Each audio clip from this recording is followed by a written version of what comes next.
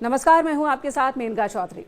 तो दिल्ली में बीजेपी ने बम्पर जीत हासिल कर ली और इसी के साथ एक बड़ा सवाल कि अब अगला मुख्यमंत्री कौन होगा, दिल्ली में सीएम की कुर्सी पर कौन बैठेगा।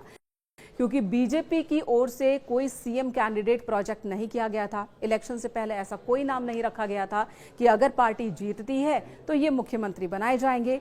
बिना चेहरे के ही बीजेपी दिल्ली इलेक्शन में उतरी थी और कई सीनियर नेताओं को और कई मजबूत नेताओं को पार्टी ने चुनाव जिताने की जिम्मेदारी दी थी। चुनाव जीत गए अब बीजेपी के लोग, जाहिर सी बात है। तो अब सवाल है कि आखिर मुख्यमंत्री कौन बनेगा। इस सवाल को लेकर मंथन का दौर शुरू हो चुका है। केंद्रीय गृह मंत्री अमित शाह के आवास पर मीटिंग हुई, जिसमें राष्ट्रीय अध्यक्ष जेपी नड्डा मौजूद, जिसमें दिल्ली बीजेपी के नेता मौजूद हैं और तमाम बड़े लीडर्स मौजूद हैं। बीएल संतोष मौजूद हैं और इसी बात पर मंथन अब शुरू हो चुका है कि आखिर दिल्ली में बीजेपी किसे बनाएगी मुख्यमंत्री। कई नाम हैं जो कि दावेदार हैं। सबसे पहला नाम तो प्रवेश वर्मा का ही है, जो पूर्व मुख्यमंत्री साहिब सिंह वर्मा के बेटे हैं, जो इस पूरे इलेक्शन के दौरान काफ़ी एक्टिव नजर आए। नई दिल्ली से उन्होंने अरविंद केजरीवाल, जो कि पूर्व मुख्यमंत्री हैं, उन्हें मात दी है। नई दिल्ली से ही शीला दीक्षित को मात देकर अरविंद केजरीवाल मुख्यमंत्री बने थे और अब अरविंद केजरीवाल को मात दी है प्रवेश वर्मा ने। तो उनकी दावेदारी सबसे ज़्यादा मजबूत मानी जा रही है। बहुत एक्टिव भी दिखे। इससे पहले वो सांसद रह चुके हैं। 2024 के इलेक्शन में उन्हें लोकसभा का टिकट नहीं दिया गया था, लेकिन तभी उन्हें ये संकेत शायद जरूर दे दिया गया था कि आप दिल्ली विधानसभा चुनाव के लिए एक्टिव हो जाइए, और तब से ही उन्होंने दिल्ली विधानसभा में अपना एक्शन, अपनी मूवमेंट बढ़ा दी थी। प्रवेश वर्मा जब जीते तो सबसे पहले उन्होंने जाकर केंद्रीय गृह मंत्री अमित शाह से मुलाकात भी की। कई सीनियर लीडर से भी उनकी मुलाकात अब तक हो चुकी है। तो ऐसे में उनके सबसे आगे होने का कयास लगाया जा रहा है। उनकी संभावनाओं के पीछे एक और तर्क है, या कह सकते हैं कि परंपरा सी जो बन गई है कि नई दिल्ली से जो चुनाव जीतता है वही मुख्यमंत्री बनता है। और ये भी एक संयोग कह सकते हैं कि नई दिल्ली से जो पार्टी चुनाव जीतती है विधानसभा की, वो सत्ता में आ जाती है। पहले कांग्रेस लगातार नई दिल्ली से जीतती रही, शीला दीक्षित यहां से विधायक बनती रही और साथ ही साथ मुख्यमंत्री।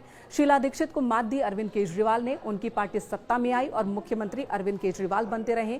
अब नई दिल्ली से ही प्रवेश वर्मा ने केजरीवाल को हराया है, तो अब उनकी दावेदारी इस वजह से भी मजबूत मानी जा रही है। कई और नाम है। कहा यह भी जा रहा है कि पूर्वांचल के लोगों पर ध्यान है, तो ऐसे में हो सकता है कि पूर्वांचल के कोटे से मुख्यमंत्री मिल जाए दिल्ली को। और अगर ऐसा होता है तो मनोज तिवारी का नाम भी इस रेस में आगे चल रहा है, जो बीजेपी के अध्यक्ष भी रहे दिल्ली बीजेपी के, साथ ही वो सांसद लगातार बने हुए हैं। और ऐसे में मनोज तिवारी के नाम पर भी चर्चा चल रही है।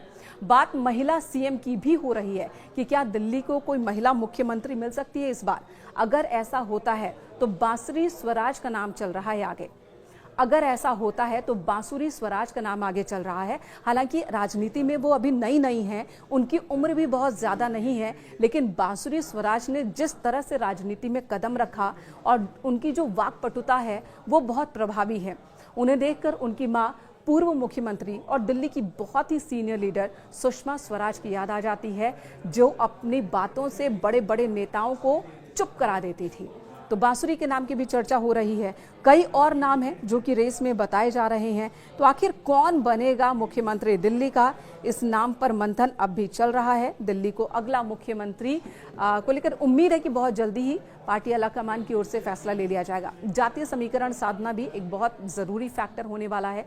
जब दिल्ली सीएम का पद के लिए चेहरा चुना जाएगा, नाम पर फैसला लिया जाएगा, विधायक दल का नेता अपने ही विधायकों में से विधायक दल का नेता को चुनेगा, यानी कि तमाम विधायक मिलकर विधायक दल का नेता चुनते हैं।